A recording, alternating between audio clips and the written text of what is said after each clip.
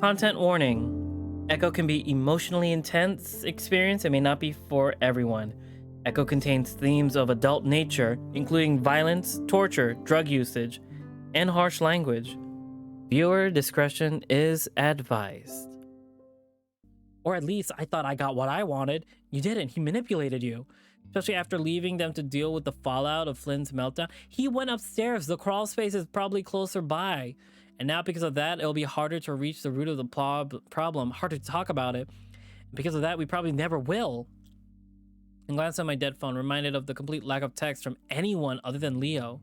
So this is life. Sometimes things are buried and never talked about again. And in a way, I guess that's for the best. No, it's not. Sydney's death will die with us. I can see his face from it. It just sucks that we all carry it, but we can't rely on each other for support. I take a deep breath, wondering how long it will take me to process the whole trip, or maybe the entire life up to this moment. But despite I know Janice hasn't come up to take my order. The diner itself is completely quiet. No old rockabilly coming over to staticky speakers. I look around wondering if maybe this place is closed. I remember a few businesses didn't lock their doors. Mostly because the negligent employees, because burglary is somewhat common here. I look through the plastic window and the swinging door to the kitchen, past the counter, and notice the fluorescent lights are definitely on. In fact, it looks like I can see some movement from the shadows of the wall. I think about getting up and knocking on the door to let them know I'm here, but that's when the front door pushes open. Leo comes in, a big grin on his face. Chula! My stomach twists as he sweeps up to my side, and I can't help but jerk it away when he kisses at my cheek. He pulls back, frowning. Chase? I sigh, not able to meet his eyes. Leo, I need to talk to you about something. Oh my god. This is so heavy. This is really heavy. And I'm like trying to push back the ads. I'm trying to make at least 30 minutes. There we go, 33. Leo, I need to talk to you about something. Immediately, I can see the worry in his eyes. He steps back, watching me. What? Sit down. Why? Leo asks, but sits down anyway. I had to tell him. I look at the right, heart pounding. Otter, what is it? His voice is soft, but I can hear the slight tremble in it. Leo, I looked at your phone. What? I jumped as Leo's hackles rise and he bares his teeth. It's not an angry reaction, more defensive, fearful. Leo, why the fuck would you do that? I shrink back, looking down as I listen to his breathing pick up. I'm sorry, but you know what I saw. Fuck, man. Leo puts his face in his hands, which gives an opportunity to look up. His ears are down, dropping towards the table. Why did you do that? I wait a while. Leo continues to hide his face, his body rocking. Not now. Not now what? You can't do this to me now. Not after I didn't do anything. You're the one texting people that I don't give a fuck about them. His head snaps up, then I can see his eyes glistening. I didn't say that. Just said you were busy. And what? You said to TJ? Leo winces at that one and he slumps back down into his booth, his face dejected and desperate. Please, Chase, just try to understand. What? I let some of my anger in my voice, wanting to show Leo that I'm not gonna forgive him just because he's sad. I think he realizes that because his face changes. Lips bared out of anger. Yeah, I'm really fucking... Oh my god. Yeah, I'm real fucking guilty, aren't I? Yeah, you are. Says the asshole that just ditches me and avoids me. Are you? That's manipulate. That's emotional manipulation. I don't say anything in response. And you wonder why I'm fucked up about this? You're the one who walked down. I hate this. I was young. Yeah, you keep saying that like you're not young now.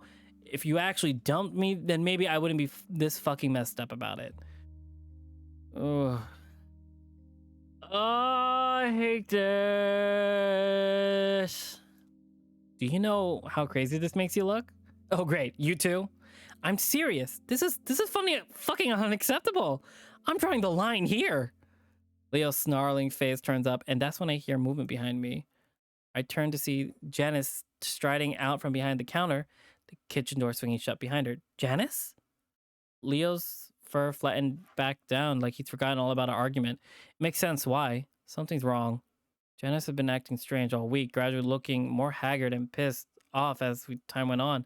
Of course, I hadn't forgotten about what happened on the side of the road a few days back, but I've been content with just assuming that it's just some type of drug fueled adventure of hers. Now I'm convinced she's having a mental breakdown. Her fur is messed up on every inch of her body. Her eyes are wild and wide, similar to how I'd seen Clint earlier. Blood is smeared across her apron, and the handle of a knife sticks out of the front of her pocket. Janice, are you okay? Leo's half standing. I'm not sure it's because he's afraid of her or of her. She doesn't say anything, and she sidles up next to our booth. I slide a bit backwards and inside. Under her wild gaze, I'm feeling a little trapped. Janice? Why all the shouting? Little impatient? Well, let me take your order and I'll get you settled. Are you okay? Are you cooking? Leo gazes at her apron. Yes, I'm cooking for today. What can I make you? I get the unnerving feeling that she isn't even looking at us. Leo glances back at me, to which I respond with a bewildered look of my own. You know, I think we might... Nonsense, I'll get you everything fired up in the kitchen. Wait, nonsense, I got everything fired up in the kitchen. Leo doesn't respond, just stares at the big coyote. Janice smiles crookedly. Well, if you're not gonna order something, then I'll just make your favorite. With that, she turns around and starts waddling off, having not even acknowledged me. What the fuck? I reach in my pocket thinking about calling an ambulance for the poor woman until I remember my phone's dead. I whisper over to Leo. Should we leave? Maybe. But Leo doesn't move, just stares after Janice. I look out the window to the sun-baked road. Have you noticed that something's off? About Janice? No shit. Not just her, the whole town. I think about mentioning the meadows with Clint and Brian, but I'm still trying to absorb that myself. Leo sits back, still looking back at the kitchen door where Janice disappeared. Honestly, people act crazy here. I don't know if it's because of the drugs or because they're actually crazy. I see his nose twitch. And I don't think she knows how to cook. Something smells funny in here. I look back out the window, wondering if I should bring up the argument again.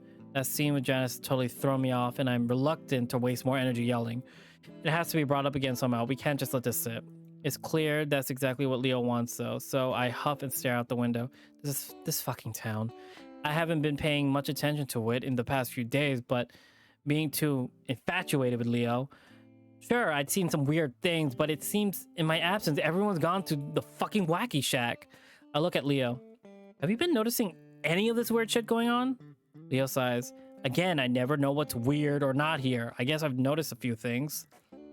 I frown. Were you just hoping I wouldn't notice? Leo doesn't say anything. Instead, he just goes on to staring at the kitchen. Would he really just let me blindly move to this town when he knew everyone was going crazy?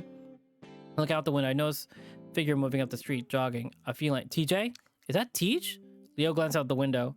Looks like it. Out for a jog, of course. The wolf turns it back to the counter as James comes out of the... Ooh. Hey, Janice, what are you cooking back there? I glance at the crazy coyote as she wobbles over to us, staring at the milkshake with wide eyes. Oh, you know, meat.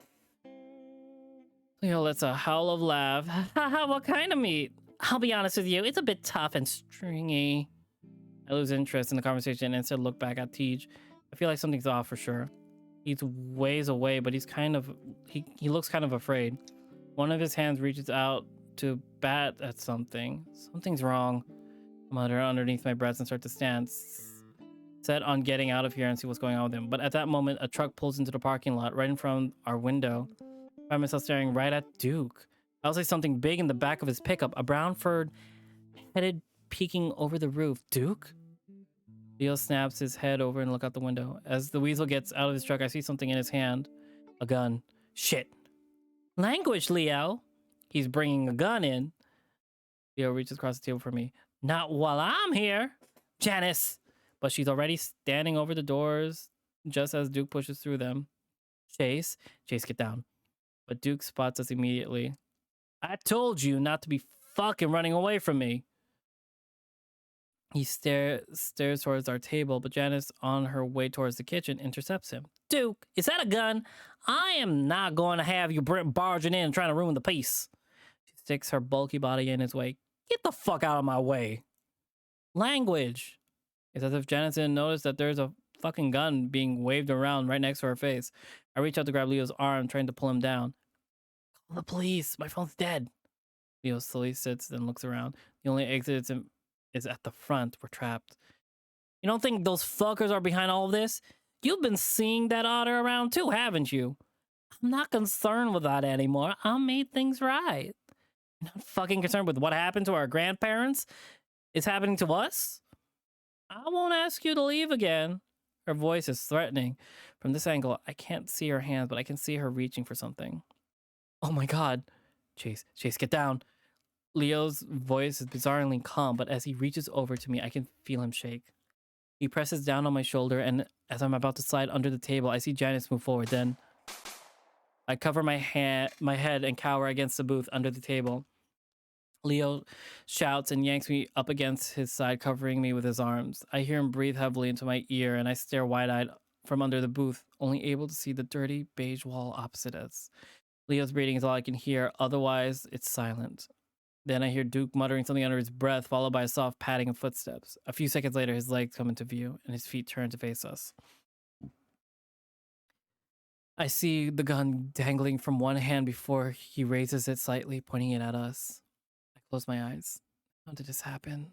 Just seconds ago, Leo and I were arguing, and now I'm about to fucking die.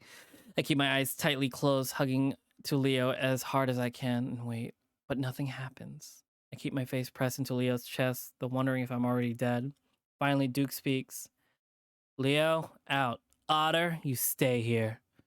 I feel Leo hesitate against me, then his lips press against my ear. It'll be okay, baby. Just stay here.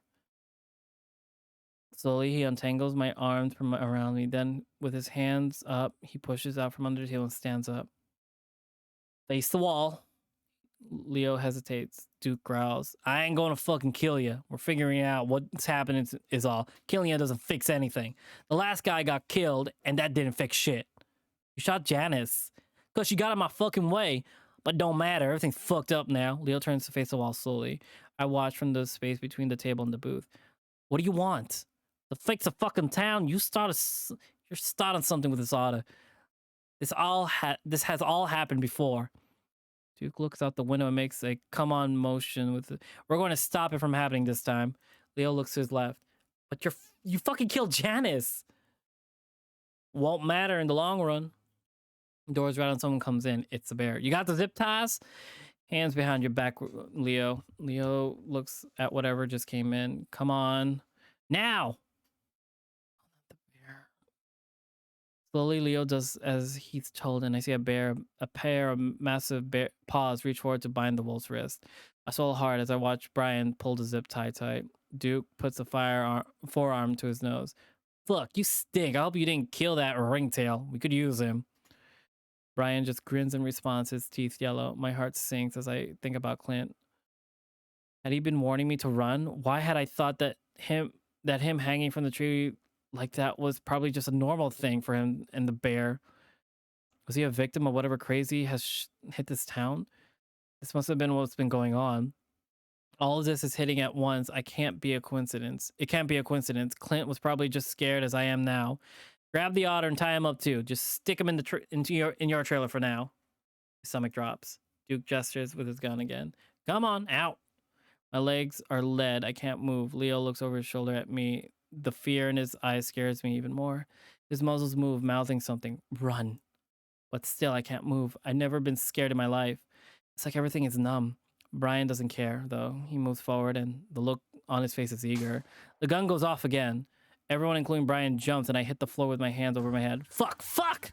I look up to see Duke, eyes wild, dancing around, pointing the gun upwards at the ceiling. Fuck, you see that? She's crawling around there. I told you she's on my ceiling every night watching me. Brian's looking up too, and for the first time, his face twisted into an expression that isn't stupidly grinning. It's full of fear. But when I look up, I see nothing. Chase! Leo hisses at me, that jolts me back into reality. Without even willing myself to do so, I shot out from under the table. In front of me were two exits, the front door and the kitchen door, which is closer. There has to be an exit in the kitchen, but I'm not sure of that. My legs are already making me run, though, and I have to choose now. Kitchen door. I have no idea how long Duke will be distracted, so I dive behind the counter and for the close end. Don't look back, Chase. Just go as fast as you can. Shit, he's getting away. Brian! I push past the swinging doors and immediately slip.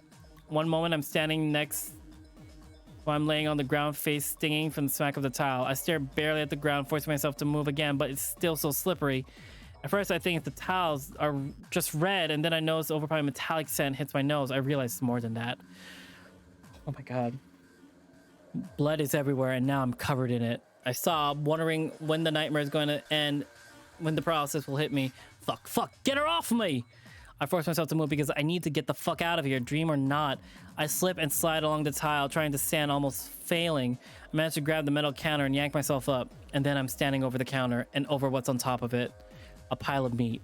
I can see the fur, but it's a mound of unrecognizable parts. Butchered. Something cooked up on the stove. My stomach churns and I heave, but there's nothing in me to come up. A bang behind me forces me to turn to my right, and I see the mountainous form of Brian charge through the door. He slips immediately, but his momentum still takes him forward and he reaches out for me. Next thing I know that I've been hit by a car and I'm flying back. I stop short of hitting the ground thanks to the wall behind me, and my head explodes. Trigger warning. The next few scenes contain verbal/visual descriptions of emotional/physical torture and sexual abuse from this point on till the end credits, which end at 34 minutes and 52 seconds. Trigger warnings. The darkness that surrounds me is painful. I feel like I'm floating in the Black Sea and nothing about it is comforting or peaceful. Oh my god. It's like a fitful doze when you have really bad fever. It feels awful and murky and sick.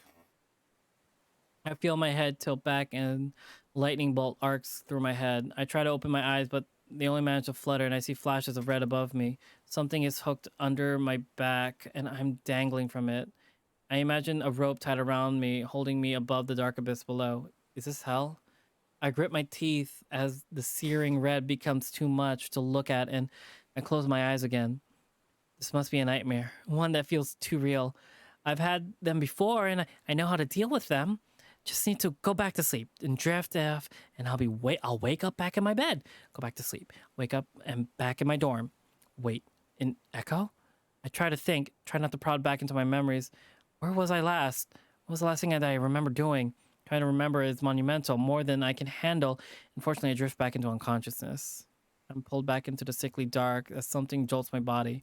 I grimace and gasp. I'm filled with such a feeling of unprovoked loneliness and despair that I actually feel my eyes watering and sob escape to my mouth. I hear a soft chuckle above me and I go quiet. I still don't know where I am or what's going on at all, but that laugh was enough to tell me that I don't want to be where I am. The feeling of hanging from a rope is gone now.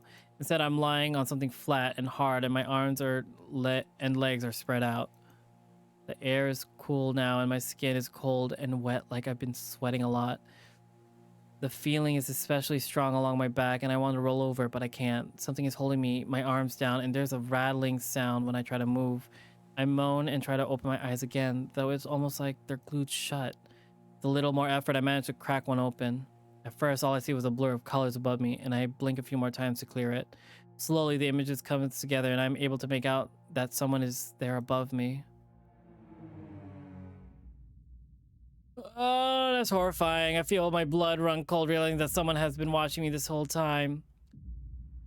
But I'm lying down. How's someone on the ceiling? I try to speak, but only a dry, crackling squeak comes out of my throat. At this point, my vision is cleared enough to make out an otter. An otter? A squint. A blue shirt, beige pants. I gasp and reflexively try to draw back from the thing. Is it me? It smiles. God, it's missing my goatee. How? The flat surface I'm lying on tilts precariously and my stomach lurches. I try to clutch at the surface, though there's nothing to grab onto. I shut my eyes and gag as I feel my stomach swirling around inside me. All I can do is pray for it to stop, feeling like everything around me is about to fall over. The ache in my head is magnified tenfold and tears start to leak from my eyes. Just when I think I'm about to slip off the face of the earth, the ground starts to tilt back the other way. I swallow and gasp for air, and my entire body is shaking and sweating all over again. I feel like I've been swimming too long and my body is exhausted. What the hell's going on? I remember that someone was staring down at me from the ceiling, and I open my eyes again fearfully. I cringe as I see the same otter staring down at me. The otter that's clearly wearing the same clothes as I am, but now it's not smiling. A tear-stained expression is on its face. It's a mirror. A mirror on the ceiling? I try to sit up, but come short, gagging as something tightens around my neck. I try to move my hands, whatever it is, and that doesn't work either. The same rattling sound I heard earlier makes me look towards my right hand, and what I see made my blood freeze. My wrist is what lo- around my wrist is what looks like a leather strap. I desperately look to my other hand and find the same result. Looking at my feet, I see the same contraptions fixed to my ankles. When I try to lift one of my feet, I see a metal glinting from underneath, making me think that the leather is bolted into the platform. Panic rises up in my chest and I kick my feet and try to flail my hands, but the straps hold firm into what looks like wooden planks, which is the platform that I'm lying on. They're arranged in a way to leave me spread eagle. Over the leather, I can smell all kinds of musk that, though the strongest one remains of Clint. I try to lift my head up, but the thing around my neck is too tight and I instantly make me choke again. My head throbs. Tears start to form in my eyes again as I try to think back. Where the fuck am I? Is this a prank of some kind? Maybe my friends at the dorm are trying to scare me. Had I been drinking at a party? No, wait, I'm in Echo. That's the last place I remember being. I'm here for a project and I've been with my old friends. I was with Leo and I've been at the diner. Suddenly all the horrible things that had happened that day come rushing back. Janice, Clint, Brian, the gun. Oh my god. Had that really happened? I struggle a bit more than try to think. I had run to Leo's house. Leo, I don't know what happened to him. I left him out with Duke. And then Brian, he's been chasing me and tried to break in. I start to breathe heavily again as I realize where I might be. Brian's got me when I was trying to run and hide. He just fucking attacked me. I look around.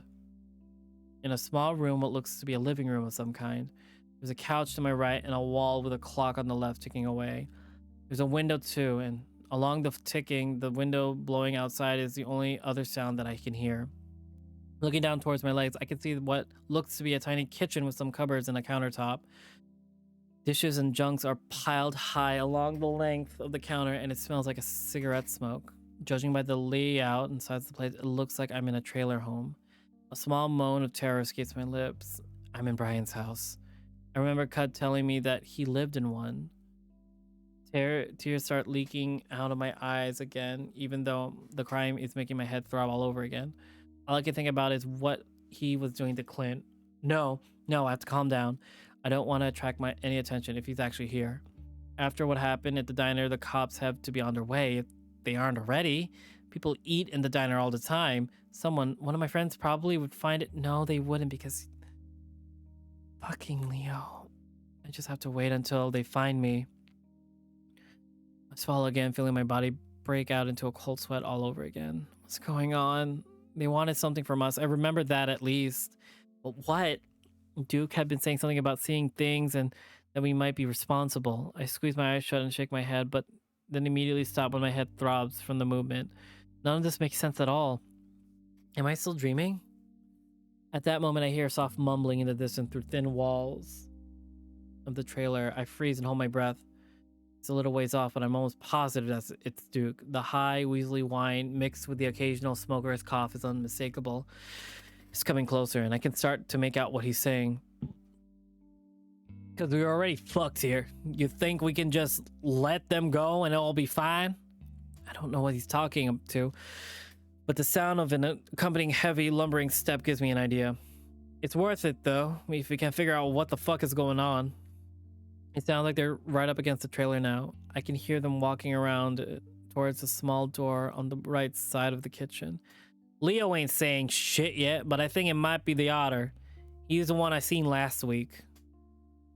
The footsteps stop in front of the door and I listen hard, my heart pounding in my chest. I hope you haven't done anything to him. I didn't. Brian uncharacteristically high-pitched voice. I keep giving him a low voice because I'm frightened right now. I'm scared. I think I need to breathe for a minute. You bet your ass you haven't. If you do any of your fucked up shit to him. I stop breathing, staring at my terrified expression in the mirror. What I'm saying is we still got a chance to get out of this. Let's go back. Oh my god, we went on a good like explanation. God, what we've done is bad enough, but if we can't get him to understand. They stop talking, and that's when I hear Brian's heavy, labored breathing. I'm not breathing at all, worried that they'll be able to hear it even though they already know I'm here. Also, we're like chained to a wooden table with a mirror right above us. I let it out with a gasp as the door suddenly swings open and Duke comes up the steps, looking around before spotting me. Also, please everyone look at the trigger warning. This might be a torture scene.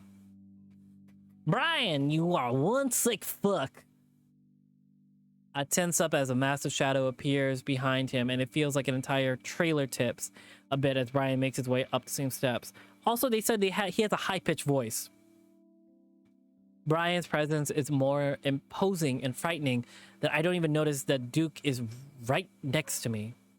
I jump when he sets a hand on my left arm. I jerk my head to look at him wide-eyed. Hey, calm down. We ain't gonna hurt you. Brian chuckles and Duke shoots him a look.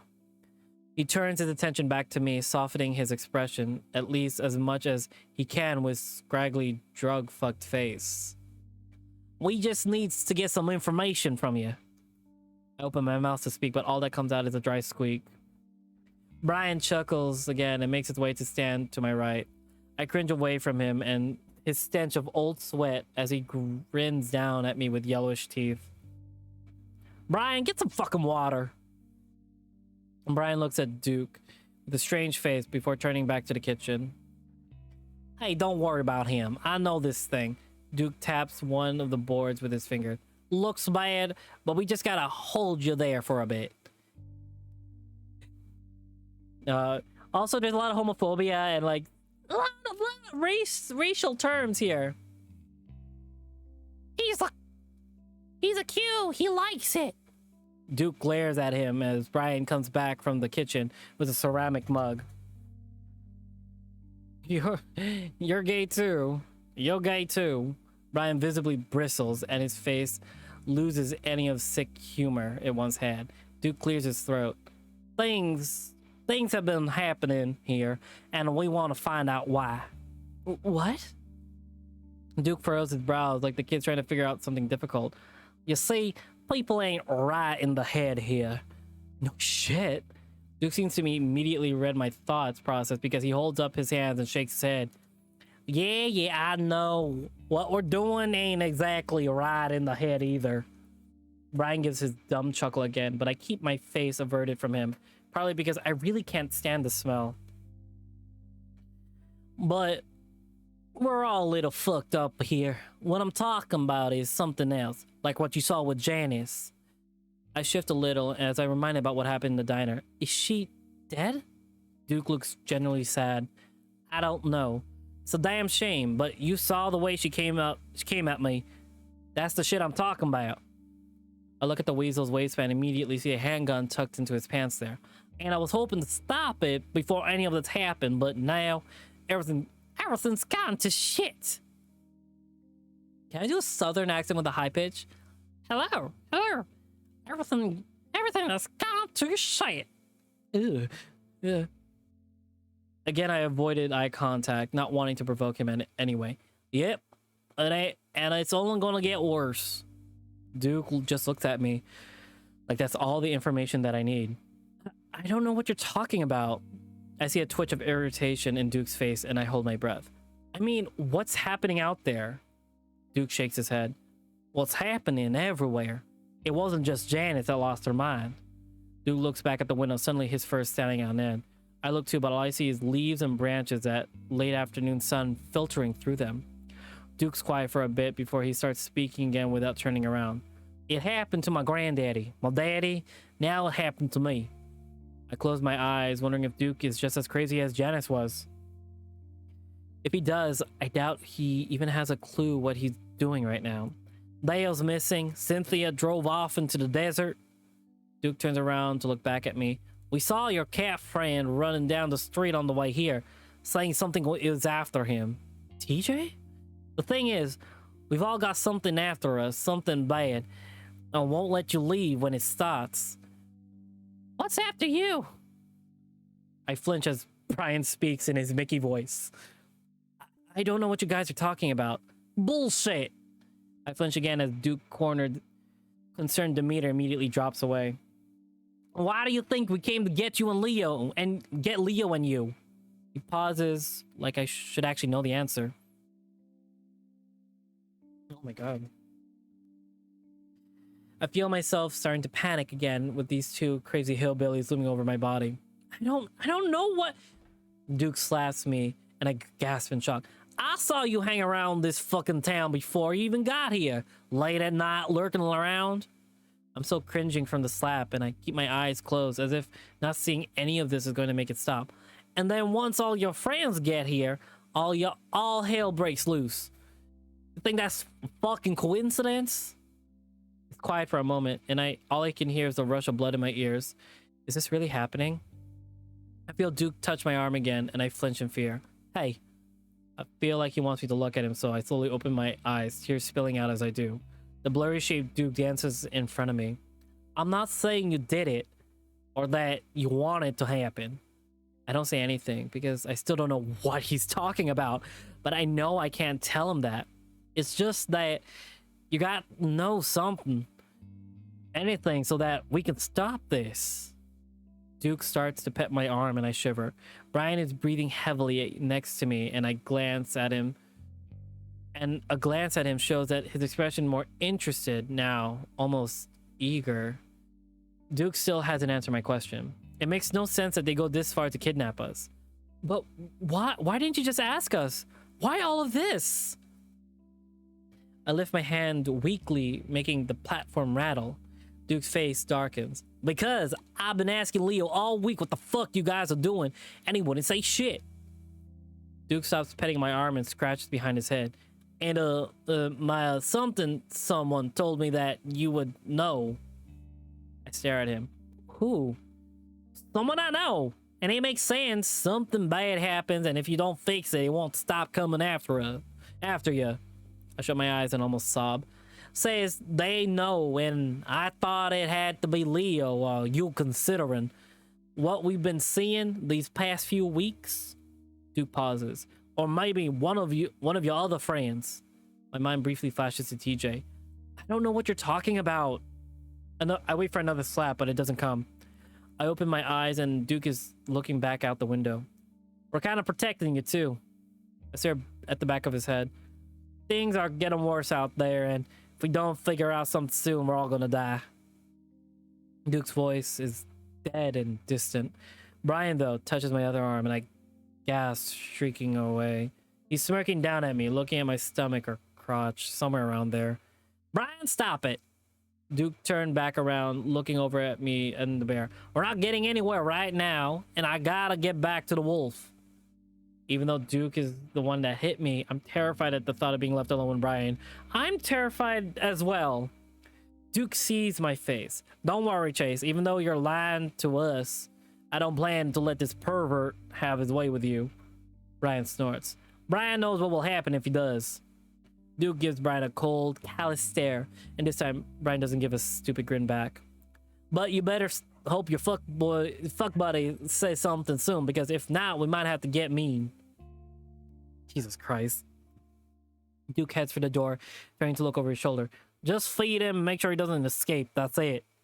And with that, Duke briskly disappears out the door. A golden flash of the afternoon light lighting up the dim trailer. Oh boy!